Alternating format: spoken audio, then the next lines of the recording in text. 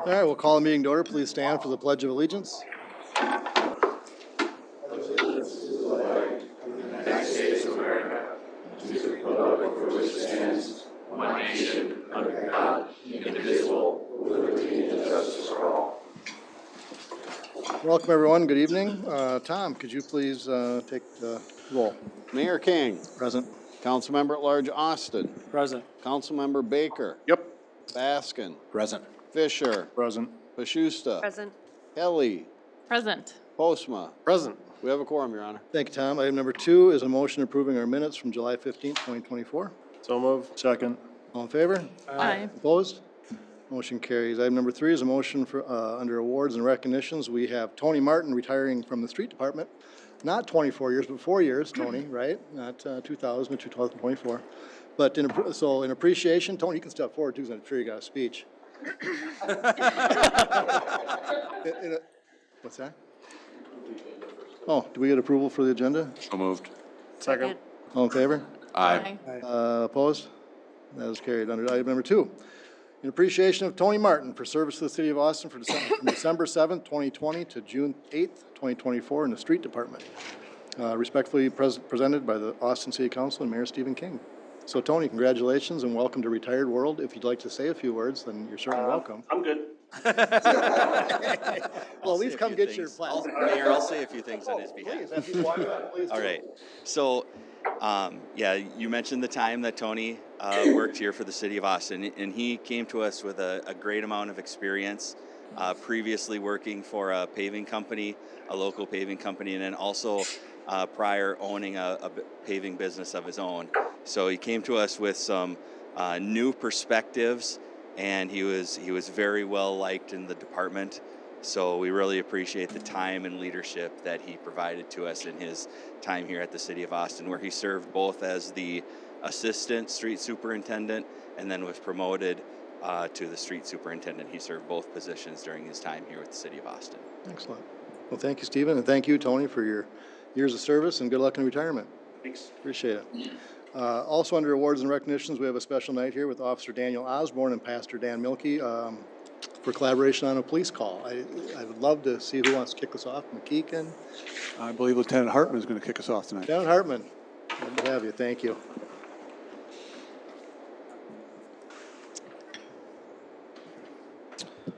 First, I want to thank everyone for their time tonight.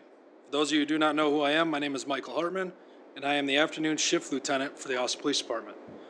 I was also the acting supervisor on the night of July 7th, 2024. On this night at approximately 22:45 hours, or 10:45 at night, the Austin Police Department, along with the Marlboro County Sheriff's Office and State Patrol, initiated a traffic stop on a vehicle and a driver wanted out of Owatonna for multiple charges. Upon initiating the stop, it quickly became obvious that this was no regular high-risk traffic stop, if there is such a thing. Instead, officers were dealing with a subject in a crisis that had barricaded himself within his vehicle with multiple weapons, which he had made multiple threats to use throughout the night, and his young, frightened juvenile daughter.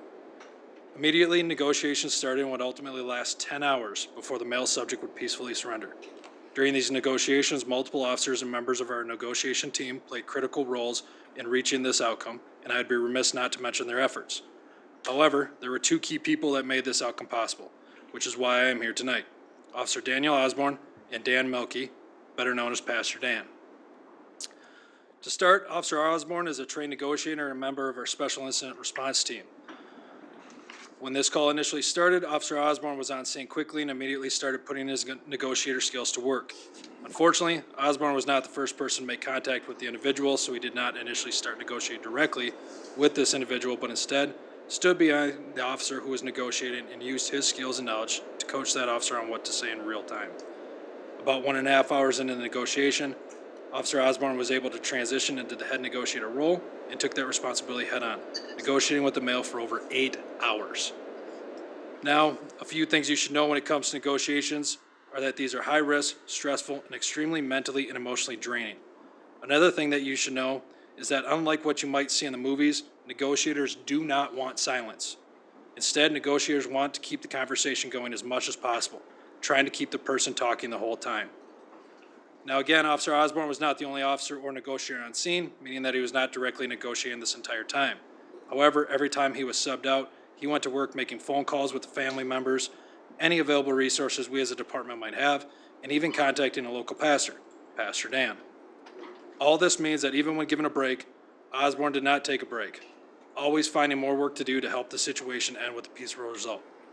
Officer Osborne went so far and above his regular duties that once the incident ended, Officer Osborne went with the individual to the hospital, refusing to break a promise that he made to the individual during negotiations, working a 20-hour work shift straight by the time everything was done, 14 of which were directly involved with this call. I think I stated it best in the letter that Officer Osborne will be receiving. Everyone who responded to that call that night did an awesome job, but Osborne was in a whole new league. In all honesty, I might have been in charge of making decisions, but he was really the one in charge. I just played off his needs. Now let me talk about Pastor Dan. Pastor Dan was contacted in the middle of the night after the individual asked to speak with his local pastor. Officer Osborne was able to make contact with Pastor Dan, who immediately answered his phone and agreed to respond to the scene right away. Upon arriving on scene, Pastor Dan jumped into action and instantly started helping officers, negotiators, and Officer Osborne. Pastor Dan provided ideas, themes for negotiations, and negotiated directly with the individual at times, all while standing just feet from the subject, putting himself directly into an extremely dangerous situation with only one goal in mind: the safety of his parishioner and his daughter. Pastor Dan even assisted with creating a surrender plan for the individual, which included promises of Pastor Dan going to the hospital with the individual and helping with the custody of his young daughter, all of which Pastor Dan honored. It was later discovered that Pastor Dan even canceled appointments previously scheduled for that day to stay with this individual well past the ending of negotiations, all with the drive to help and fulfill his commitments and care for this individual. In short, I watched a citizen with zero training and zero warning fully throw himself into a situation where he would stand mere feet from an individual in a full-blown crisis, where weapons were present and had been threatened to be used multiple times, with no hesitation or reservations, keep a cool, calm demeanor, and follow officers' instructions to a T when necessary, all while conducting himself with the utmost professionalism, showing constant compassion, and expressing sympathy for this individual throughout. To put it plainly, Pastor Dan exemplifies what it means to be an ideal pastor and a model citizen for the city of Austin. Throughout this entire contact, both Officer Osborne and Pastor Dan were able to build trust and a rapport with this individual when no one else could, and without either of them, I am not sure we would have the same outcome that we did that day. I believe that Pastor Dan and Officer Osborne both wish to say something quickly, but first I will turn it back over to the chief. Thank you. Yeah. Thank you, Mike. I appreciate the words. That's going to be tough for me to follow up on. I do have 2 letters of commendation, one for Daniel Osborne, one for Pastor Dan. Rather than read those off, which is talking in a lot about the same things Mike did, my role in this really is to support them. I got a call from Mike around midnight saying that this is what had gone on. This particular individual had fled the Owatonna PD with the 7-year-old in the car. He had struck their cars in so doing it. They ultimately decided not to pursue due to the danger of the young lady in the car. The State Patrol and the Sheriff's Department did pick up on this car when it was in Mower County. They did flatten the tires using some tire deflation devices, and the car ultimately ended up in the city of Austin. The captain and I discussed it, and one of the things was, how does it end up in our lap when it starts with all these other agencies? And I told him truthfully, I said, I wouldn't want it in anyone else's hands than the folks that were working there. I know them. I know we've trained them. I've worked with them for years. I trust them. I would rather have our folks on that type of call in our city because I know they're doing the best of their ability to try to resolve the situation. And we know from experience, there's always a person within that scene we do not control, we do not train, we do not have any really ability to predict what their decision making is going to be. That's what makes this so volatile. He was threatening to use gas and other things in the car with the young lady. Despite being at a family member's home, he would not let her out of the car. She ultimately had to soil herself in her pants because he was not letting her go. So to me, that just shows how real this was, how real it was for the officers, many of whom worked well beyond their shifts. 20-plus hours, engaged 8-plus hours in a very mentally taxing thing, and then you have a private citizen who sees someone they know them professionally as a member of their parish, family members in their parish in need. That person says, I'll come out in the middle of the night and I will help aid you in this moment of crisis. And again, it was a complete team effort. I had driven back early that morning because it was still ongoing, and the captain had called me about halfway back and said, we've resolved it, which I'm obviously thrilled to have seen. And then you see just the amount of work that those two put in, but really everyone on scene, that was there to handle it, to keep the neighborhood secure. And then we had a lot of folks who were answering our other calls for service. We had medicals, we had an overdose, I think, that came in about that same time. So life doesn't stop for the rest of what we do. So again, very proud of our staff, our department. Officer Osborne went well above and beyond what we normally commend for, and certainly Pastor Dan did as well. So as a token of our appreciation for Officer Osborne, we do have an official letter of commendation.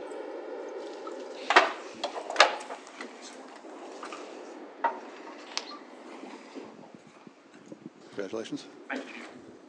And for Pastor Dan, we would have a letter.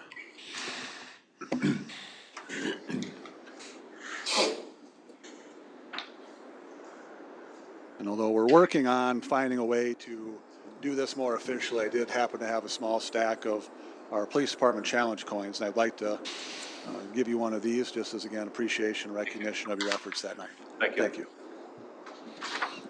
Turn it over to you, Dana. All right.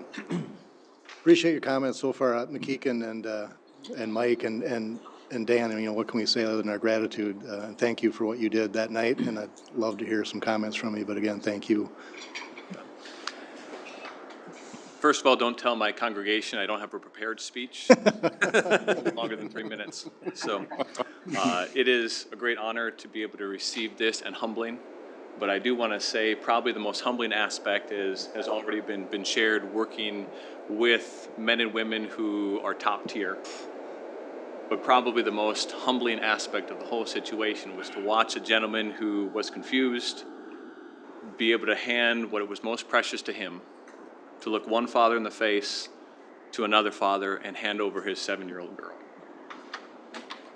And that was an honor that I don't take lightly.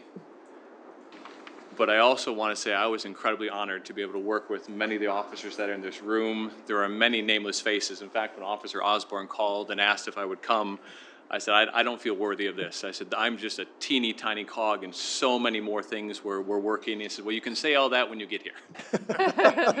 And my little daughter, ever since she was little, every time a officer's car drives by, she yells out, "Thank you, police." So I want to be able to say that publicly. Thank you, officers. Not just did you work with professionalism. Professionalism can be trained. But what was already mentioned, not just professionalism, but true compassion. Several people have asked, well, were you afraid to go into that situation? There were 2 reasons that I honestly was at full peace. The first one, when I got on scene and there was probably 20, 25 officers, many different departments that were there, and the care was tangible. I knew they were caring for me, they were caring for each other, but you could tell they were caring for the individual and his daughter. Care can't be trained. And as was already mentioned, Officer Osborne, I worked primarily with him, and I know others also did their shift, but I can speak to the time that I was with him. He went to the hospital when he was off shift. He continued to show compassion, care, to be able to just help put the gentleman at ease. And then the second reason that I was at peace, to quote General Stonewall Jackson from the Civil War, that if you're with Christ, you're just as safe on the battlefield as you are in your bed. And the peace of God followed me in my heart. And there's one more thing that I'm very, very thankful for. I didn't know necessarily what I was getting into, but being called, and it was still dark. And when I got on scene, there was all kinds of cameras, news outlets. And I was just thankful that I had gotten out of my pajamas. That is beautiful, Pastor Dan. Thank you. Thank you.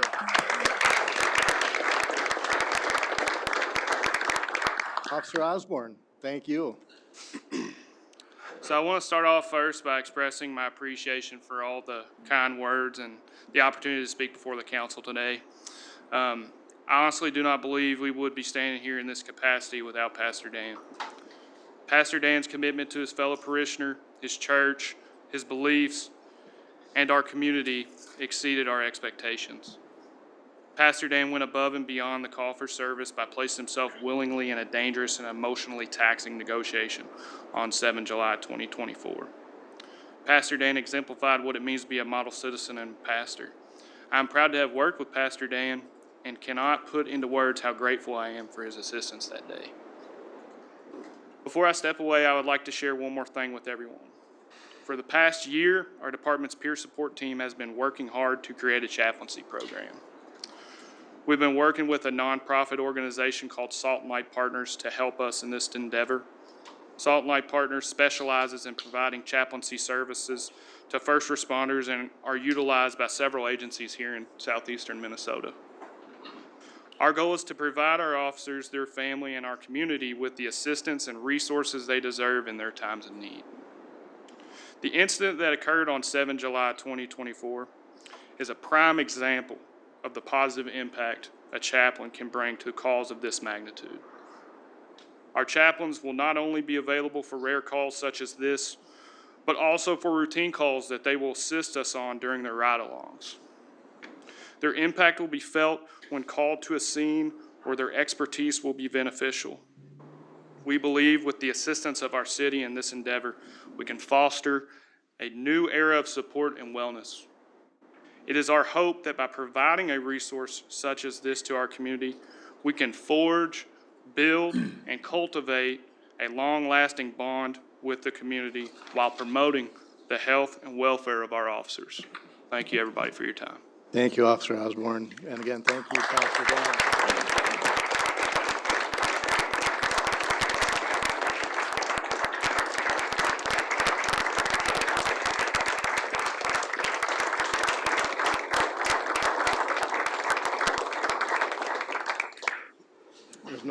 There's no doubt in anybody's mind that you guys saved lives that night, no doubt. Thank you. All right, that was very special. Moving on to the consent agenda, need a motion. So moved. Second. All in favor? Aye. Opposed? Motion carries.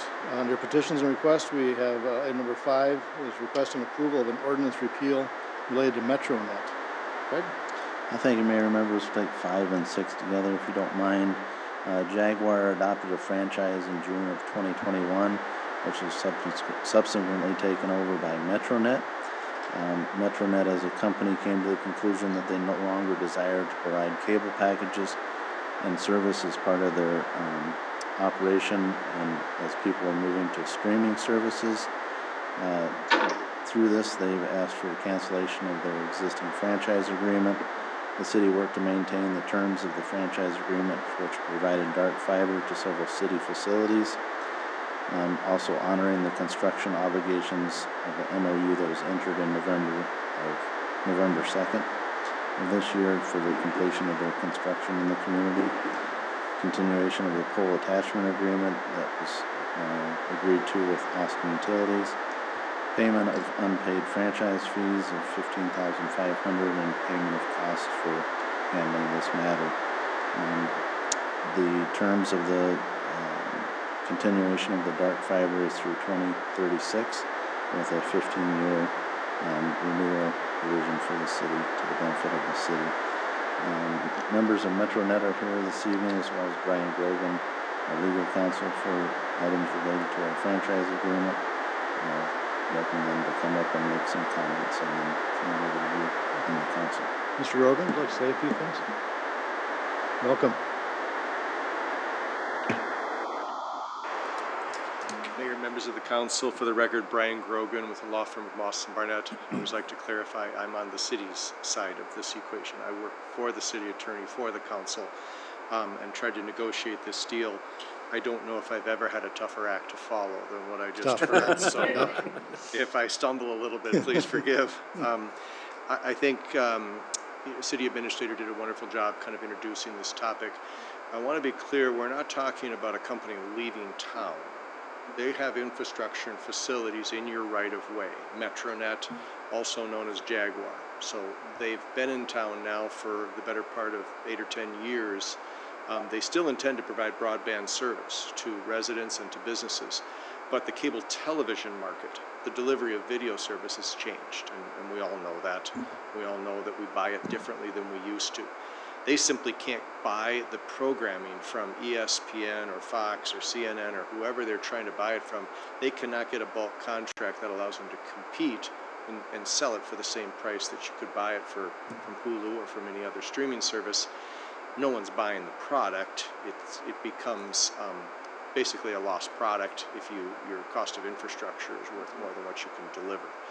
So what they did is, rather than simply say, well, we'll charge $1,000 to everybody in Austin if you want to buy our product, nobody would buy it. It would sit there. We'd have a contract and we wouldn't have a single customer. I think they did the right thing by coming to the city and saying, we want to terminate this, but we want to do it in a way that is comfortable for the city. You know, your administrator just went through many of the issues we talked about. The IRU, which is called an irrevocable right of use, it's also known as the dark fiber agreement. That's a significant benefit that continues under this document, technically until beyond the time period of 2050. So covers the fiber needs for several of your municipal locations for several years to come. There's, payment of approximately $40,000 that will come from Metronet to the city as a result of this agreement. Now, what are the downsides of this agreement? The downsides are we don't continue to have a contract with them for the delivery of cable service. That doesn't mean they don't have to comply with your city code, right-of-way restoration, provide insurance, provide indemnification, all the things that you would expect of any company using your right-of-way. So those things are out there. I understand there's been some concerns about right-of-way restoration and right-of-way occupation, which is one reason why we have representatives of Metronet here to be able to answer those questions for the council. But Mayor, maybe at this point I'll pause, and if there's questions I can answer for the council, or I can be available after Metronet answers any questions you have. Thank you, Brian. Yeah, this was tabled from our last meeting. There was some concern from council members about, I think, exactly what you touched on, undergrounding, and maybe there's been some hiccups along the way. So we're hearing it from residents that there's some issues. So these two are really not tied together with the getting rid of the cable. But council, do you have any questions for Mr. Grogan or representative from Metronet? If not, we could probably go forward with the preparation of the ordinance. Well, I guess, no, I don't have questions for the counselor. I guess I do have some questions for the Metronet folks. Yeah, I'd love if you to hear don't from mind, them. please. And I'll be available. All right. Thank you. Thanks, Brian. Welcome to the podium. Name, please. Jill Cordes. Jill. Jill, yes. Thank you. Toby Brummer. Toby and Jill. Okay, thank you. Do you want to start with the questions, Jason? Yeah, so I guess getting out of the cable makes sense. I work in business for my day job, makes all the economic sense in the world.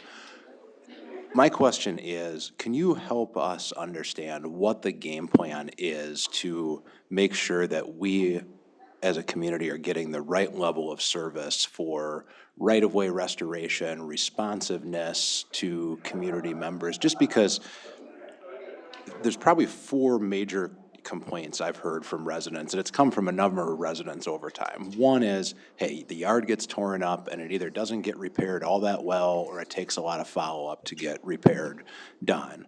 2 is, even after that's done, I'm left with a cable that was supposed to be buried that ends up sitting in my backyard until I've got to call and follow up 4 or 5 different times to get somebody to come out and bury it. 3 is that the work has expanded onto areas of the property probably beyond what the easement is for, and get it, but I think the tolerance folks have for that probably becomes minimized by some of the other things. And then number 4 is the level of sharing of information as part of sales pitches. And that one personally had somebody representing Metronet last week who came to our house to ask if we wanted to sign up for service, and showed us a map of everybody else that was in the neighborhood going, look, these are all the people that have, signed up for service in your neighborhood. I don't know that I would be thrilled with folks knowing who I'm using for my internet service. And so would just be kind of, before we move forward with this, would love your perspective on How do we make sure that your business on a local level is being represented in the way that I'm sure that you want it to be? Yeah, I can start. So I will take that last question about the sales folks. Thank you for bringing that to my attention, Toby's attention, our attention at Metronet. That is something we will immediately address because, to your point, I would, I see that completely. And we will address that as an organization. We do have referral programs, and that's where if Jason were to say, to Scott, mention my name, you then would receive a benefit, right? Yeah. But just an open map, I will address that. Okay. And then the other one I can address is the drops on the ground. I work with a fulfillment team, so field operations. That's the technicians who come in and do the install. When they do the install, they do have to run a temporary drop.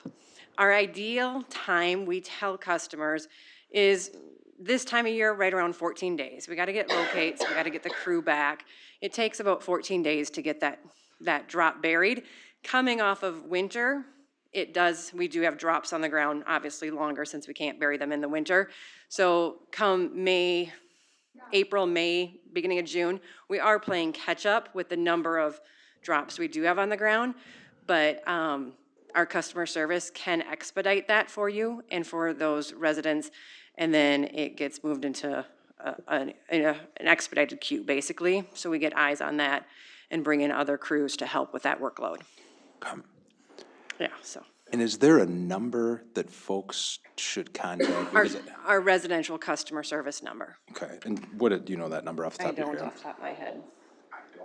No, but I can get that for you. Okay, no, it'd be a good follow-up, because I know that that's been part of the frustration is hey, I call this number and I either never hear back from them, or I've got to call them multiple times, or I get bounced to another one. So if I was a manager with my business, I would want to make sure that I was probably knew that we were putting our foot forward. And earlier in the year, we restructured to region. So I am the region vice president for Minnesota, Michigan, and Wisconsin. So we have regional local presence. No one knows Minnesota better than, people from Minnesota.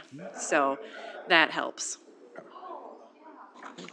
So we're hoping to have this all turned around with conversations. All right. Toby? I can address your restoration concerns. Throughout this process, we've been continuing to receive what we call footprints tickets, which is a ticketing system that residents, anyone can fill out a ticket online. We receive that ticket as soon as it comes. We have 24 hours to respond. And in most cases, in all cases, I should say, we've responded within 24 hours, and most of those tickets have been closed out within 24 hours to 8 days. Few have been put on hold depending on the time of the year. But as those continue to come in from here till eternity, they can still fill out those tickets, and we have track of all those tickets. Also, on top of that, Steve and Mitch have sent me emails directly about customer complaints that they receive that we jump on pretty quickly. So, excuse me. I know there's some areas in town that when we stopped work last September, that we stopped work completely. There's still some areas on the east side of town that have some restoration issues that we have contractors lined up to start very shortly. We should be starting in those areas again. So when you say 24 hours to respond, what does respond mean? Respond means either a telephone call or an email back to them, or we stop at their house and leave a door knocker or something that says we were there if they aren't home, or we talk to them directly. Do you have a turnaround time for when you get these complaints to close them out? Within 8 days. 8 days, okay. Yep. You mentioned restoration, Jason, maybe you asked this. Does that, as part of that, the plastic tubes you see sticking out of the ground all over, is it restoration part of doing whatever you're gonna do with that, pulling it out or burying it or putting a cable in there? Yes, there's a lot of that sticking out in places that we still have to either set a box or cut off on a pole and put a cover over, which when we stopped work last year, we stopped, and we've been slowly starting to get back to work as our contractors are available. So who's carrying the liability for these things? If somebody were to trip and fall in one of these areas, is that homeowner, is that you? If they were to trip and fall as a result of something we left laying on the Yes. ground, that would be on us. I guess I'll weigh in, and I'll probably be a little more frank than some of my colleagues. So, honestly, the reason I think you're here is not because we had any real problem with the agreement that was worked out with our lawyer. It's because there's just an insane amount of frustration in our city about your company and the work you're doing. And it's really disappointing because we were all so excited to have a second fiber option in town. It's something as a city we'd worked years for. And so to have this gone so poorly, to be honest, you're turning off a lot of customers. When you say you're gonna get to something in 8 days or 14 days, I have letters in my inbox I can show you of people who have cords across their yard for 2 years. We've all seen the orange and blue things sticking up for 18 months, 2 years. One of the real issues is when the right-of-way isn't used properly, half the time you're dragging cords across the lawns of folks who are not your customers. And so now you've got neighbors mad at neighbors, and somebody doesn't even know that their neighbor's mad at them just because they found an internet service that they like better.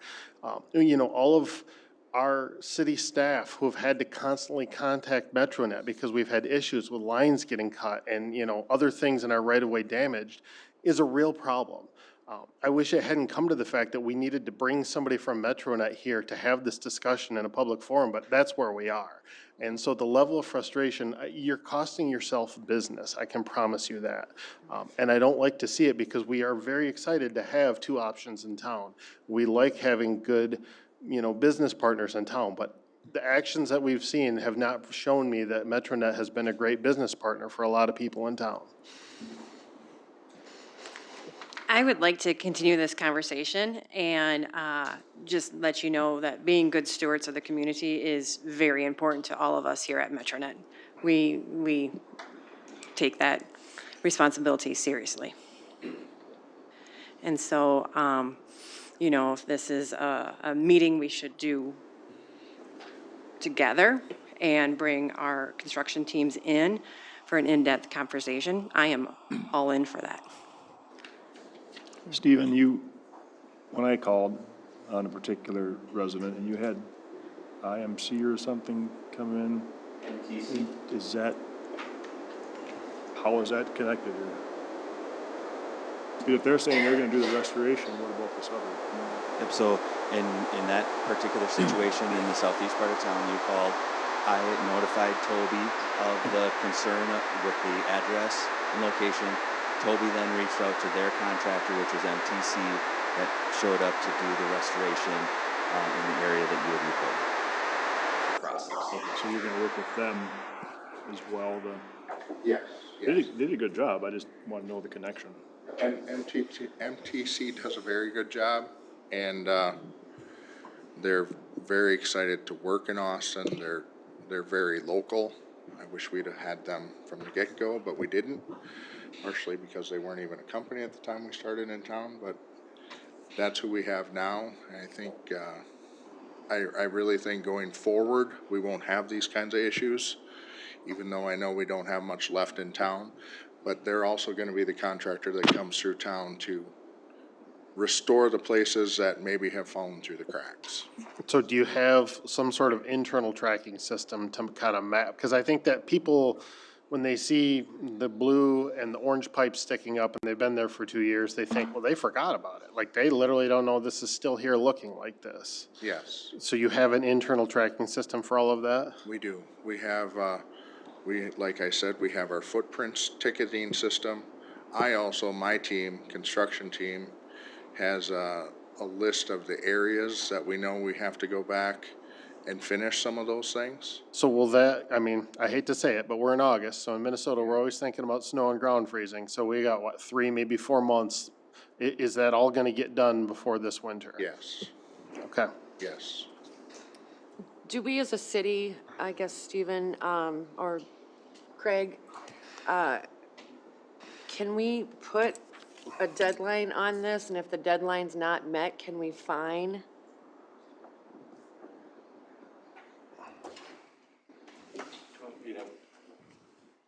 Want me to take that one, or? Okay. Yeah, whoever. I didn't know.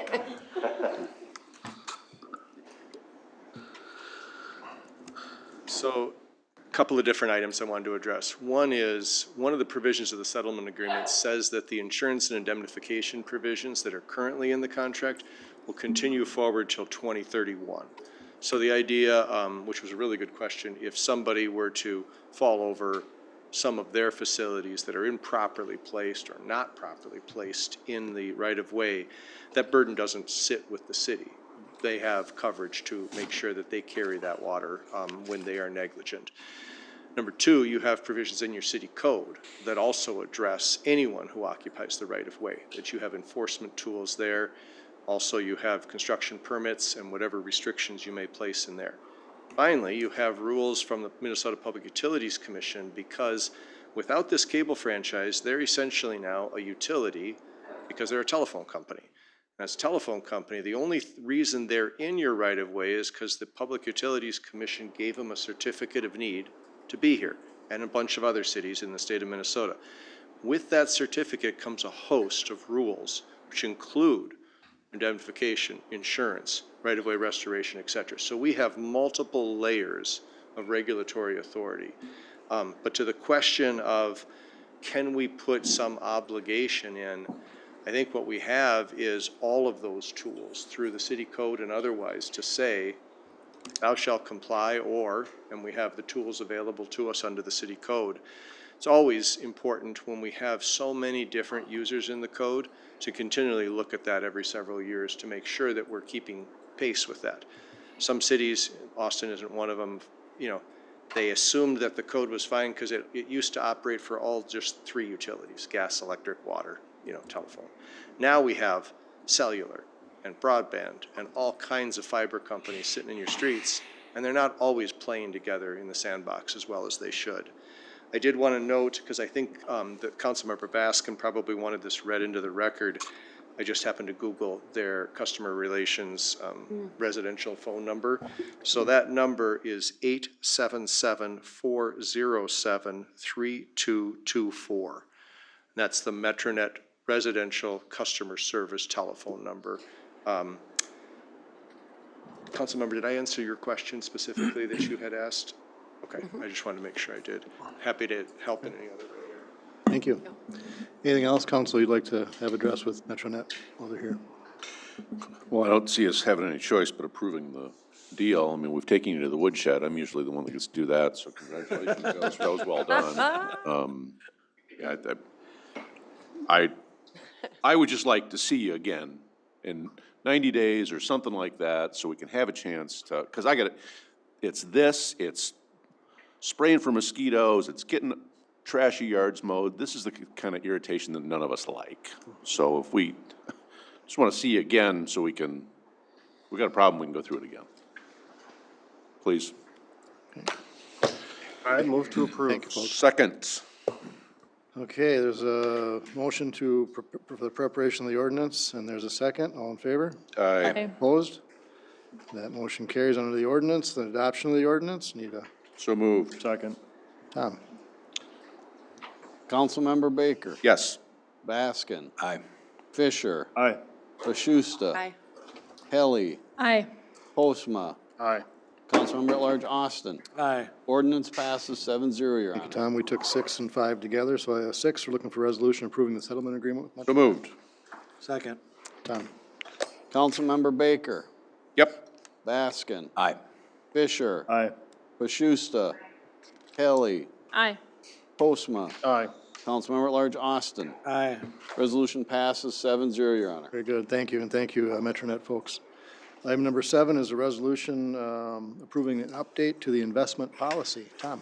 Yes, Mayor and Council, we'd like to add for a credit union to page 6, letter D of our investment policy, such that our investment advisors could then have us invest in brokered CDs through credit unions.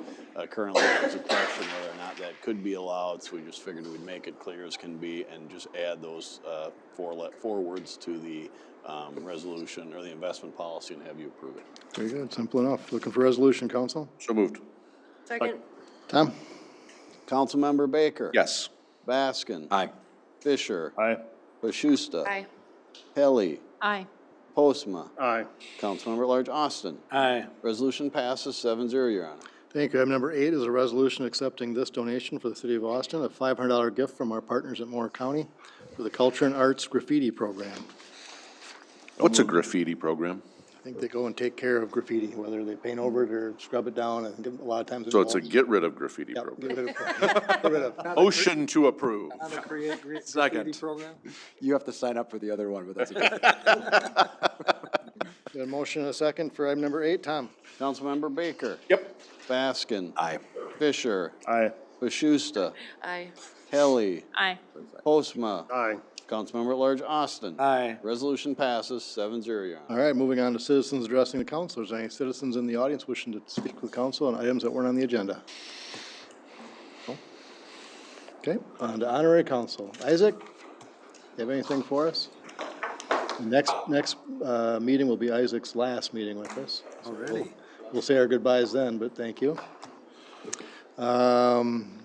Reports and recommendations. Craig, did anything? Yeah, just want to thank the members of the Benin community for inviting us to their 64th celebration of independence from France, and enjoyed getting to know them. They have, they estimate 300 residents in Austin that are from Benin, so it was nice to share in their culture and integrate them into Austin and welcome them, so wanted to thank them publicly for that. Otherwise, that's all I have. Thanks, Craig. Laura? So I want to say thank you to some city leaders who have been helping with the program with Matchbox Children's Theater this summer. They are exploring the theme of belonging through community. And so some of our city leaders have gone and met with those theater students, the theater campers, including Mayor King, Arts and Culture Commission member Jenna Viehauser, Nature Center Director Luke Reese, and Councilmember Mike Postma, who not only gave of his time, but did it as a last-minute switch out for someone who had COVID. So thanks, folks, for using your precious time to help mentor our students.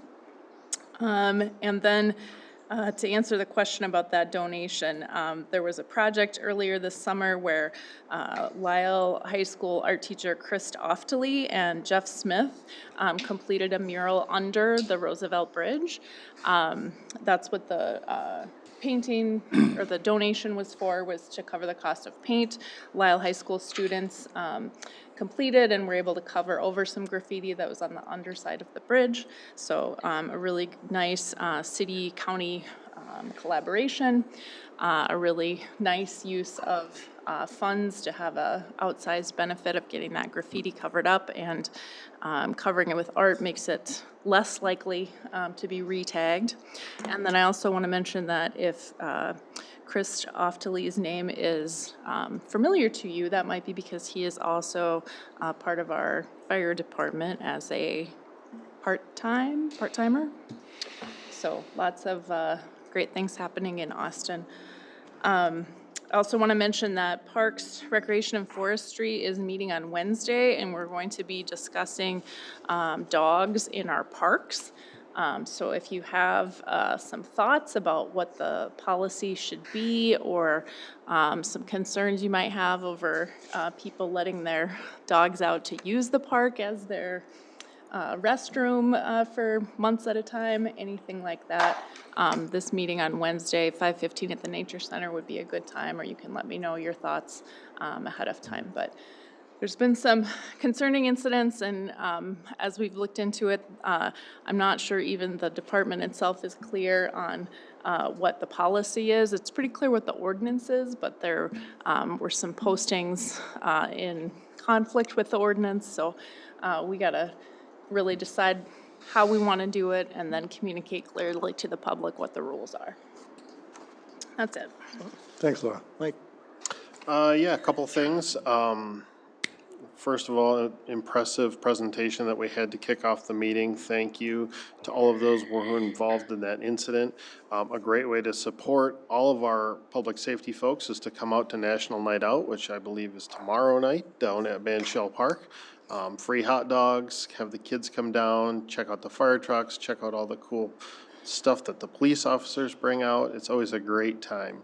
Want to acknowledge all the hard work that the Park and Rec folks are doing, getting in the new playground surfaces. It's never fun to have a flood, but the fact that we were able to use that opportunity to upgrade to a better surface that's ADA compliant is really awesome. And so I thank them for going as quickly as they can to get that done in the correct way. And then lastly, just a shout out. I've been part of a PFAS working group that's met a couple of times. It's a lot of very dense information that can make my eyes glaze over sometimes. But I've really been impressed by the great team of folks from the Public Works and the wastewater treatment plant who really all have a very special expertise that they are bringing to this conversation and help make some really hard decisions, help us to make informed hard decisions. So thank you for that great team. Thanks, Mike. Jeff? I got to tell you, I had a uniquely outspoken member of the community engage me in a problem getting a uniquely under-cared for piece of property mowed. And Jason, you saved my bacon, and it's not lost on me that you did a lot of the work when you were on vacation, and I appreciate that. And your team made everything quiet for me, which was just lovely. And USA, LFG, it's Olympics time, baby. Thank you, Jeff. Jeff? Just want to remind everybody there's a primary a week from tomorrow. Get out and vote. Gosh. Hard to believe August is here already. Thank you. Jason? Bree, for folks that want to absentee vote that aren't going to be at their polling location, asking for a friend, do they come to the county or to you? County. All right, sounds good. I'll let them know. No, wonderful. I mean, just really moving presentation. I thought that was exactly the way we should recognize that type of stuff. And I thank you for bringing it to this meeting as well. I know we've had a lot of conversations around public recognition. There's so much good work that our city staff does, whether it's police, fire, park and rec, library, you name it, streets. So thank you, because I think that was a really good Type 1 experience and the kind of culture we're trying to create. And it's not just Olympic season, it is Mower County Fair season starting tomorrow night. So come on out to the fair. Thank you, Jason. Paul? I would like to thank the folks in the street department that spent many hours fixing that broken sewer main on 4th Avenue Northeast. Long days, they were there in the early evenings. I stopped for a little bit just to watch them work, and it was pretty impressive how they all worked together to get that done. So thank you to all those guys for your hard work and taking care of that for the citizens of Austin. Thanks, Paul. Joyce?